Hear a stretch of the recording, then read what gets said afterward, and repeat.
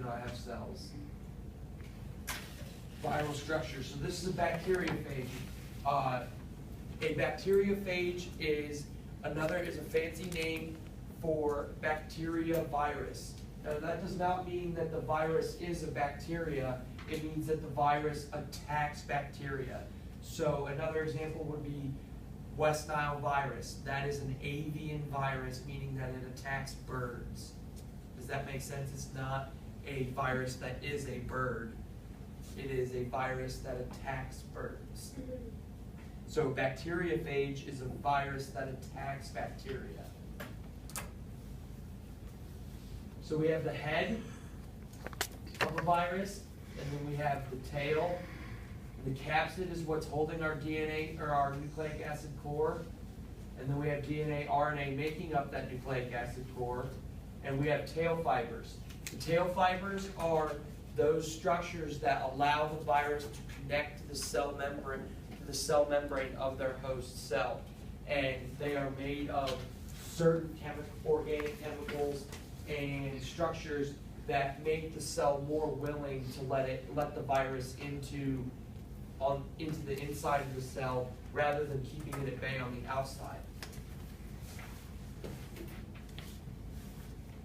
Viral replication, lytic and lysogenic. So I want you guys, real quick, to just put your hand underneath your mouth, just for a quick minute. Then I want you to say the word lytic. Lytic.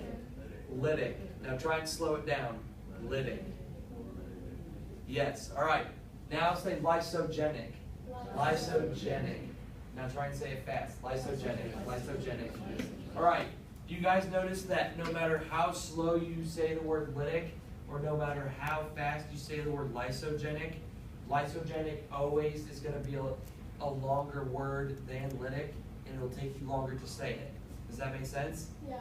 Well, that's how I want you to remember that lytic is when a virus infects its host and the effects are seen immediately. So that is like the flu or the common cold and things like that. And then lysogenic is when the virus inserts its DNA into the host cell, and then that viral DNA becomes part of the host cell's DNA structure.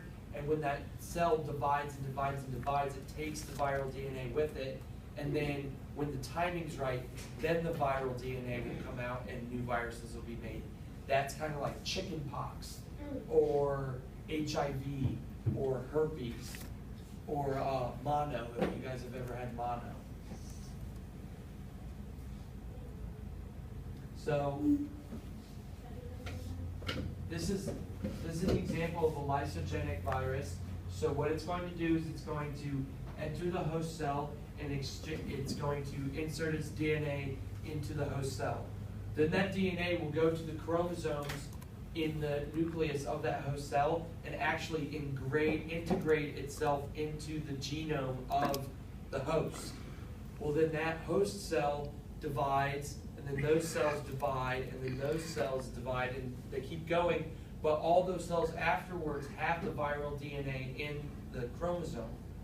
Well, then in times of stress, or if the host is dying, then the virus will come back out and try to reproduce as fast as possible and get out of the host so that it can find a new one to live in. That's why a lot of times, in times of stress, if you've ever had a cold sore again, if you're really stressed out, you start to get that cold sore back again.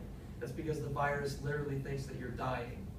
And even though you're not, the virus that's what the virus thinks, and it's trying to escape your body because a dead host is not a good host.